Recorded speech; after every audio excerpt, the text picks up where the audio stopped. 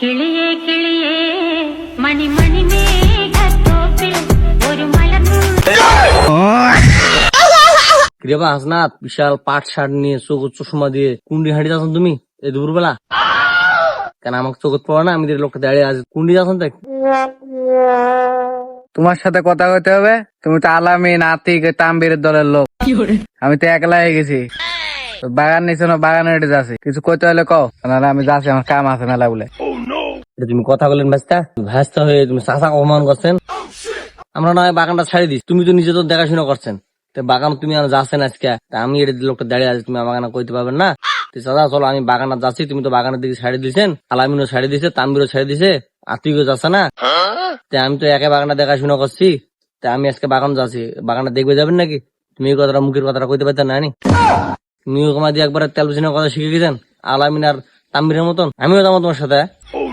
কিসের চলো তোমাকে নিতে মানে আমি বাগানত এদিন সার বিষ কর না একলাই বিষের কতগুলা টাকা লাগিল, তুমি তো কোনো খোঁজ খবর নিলেন না। চল যাও আতিক আগের সাথে ঢাকা, চল যাও তাম্বিরের সাথে, ওই চোরটার সাথে যাও বাগানে, আমি একলাই বাগান করবো, আমি আর আমার গার্লফ্রেন্ড বাগান করবো একলাই। আরে বাবু চ, এতদিন রাগ করে আসো না, বাগানটা যেহেতু সময় হয়েছে আমটাম পাড়ার, তুমি তো খরচটা করছেন না, তো আমরা সবাই জানি, তুমি তাহলে একলা খরচ দিবেন, চলো আমিও যাবো। আর তোমার গার্লফ্রেন্ড কান্দা পাবো দিন দুপুরে রোদ উঠছে, তোমার গার্লফ্রেন্ড করে কালো করার বুদ্ধি নি।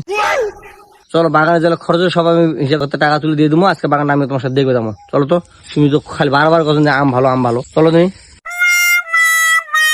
যাবেন যেহেতু তো আসো, বাগান দেখে জানে ফের লোভ হয় না। ঢাকা চললে কথা আসলেন, চল যাও এখনই, ভালো কথা কছি, বাগান দেখে জানে ফের থাকবে না। দেখ আম দেখ, কি বীজ মারছো আম দেখ, কতগুলা টাকা খরচ করলো। হয় রে বাবু রে, খুব সুন্দর সুন্দর আম রে বাবু, আম তো একবারে গাছ ভর্তি আম, বুক ভরা আম। আমরা তো সদ্যম খালি অবহেলা করুন, আর তো খালি গেলে না, তার মানে তুই হলো বাগান বিশেষজ্ঞ, আর আমরা খালি নিজে নিজে করছি আমরা বাগান বিশেষজ্ঞ। কি শুনিস, আমি কি কালার আনছি রে বাল তুই, যাওয়ার হচ্ছে বাবু, ঢাকা ফাঁকা আর যাওয়া যাবে না, যে আম আইছে ইনশাল্লাহ, তোমার আইডিয়া ঠিক, জমি এলাকা টাকা পয়সা সব দেওয়া যাবে। ইস মাশাল্লাহ কত সুন্দর আম হয়েছে রে আল্লাহ। একটা কাজ করি ভাস্তা, এই আলামিন তাম্বির আতিক এরা আসে আসুক, না আসে না আসুক, ওকে যারা আসল টাকা ওকে আমরা দিয়ে দেবো, তুমি কি কছেন?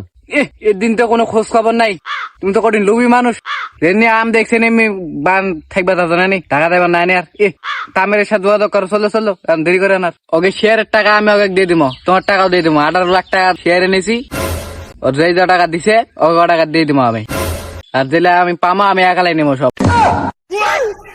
না এটা তো কথা নয়, আমরা রাগের মাথা অনেক কথা কইছি, কারণ ওখানে আমার ছোট ছোট গাছের ঝোপ আছে, আমরা বুঝতে পাইনি, তুমি আইসেন, তোমাকে আমরা তো তোমাকে জোর করেছি, তুমি এখন খরচ করছেন, মানে একটা কাজ করো, অত প্যাঁচ মারা কথা কেউ না, আর আমি লুবি মানে আমি লুবি লোক নয়, কারণ এটা সবারই হক আছে। তাম্বির আতিক এরা রাগের মাথাতে অনেক কথা কইছে, আলামিন, যাই হোক আম সুন্দর আইছে, তুমি যে যত্নটা করছেন এটাই ঠিক আছে। এই জেলা জেলা মেডিসিন মারছেন, সব টাকা তুমি হিসাব করে থুবেন, একটু যে টাকা তোমাকে পরিশোধ করে দেওয়া হবে।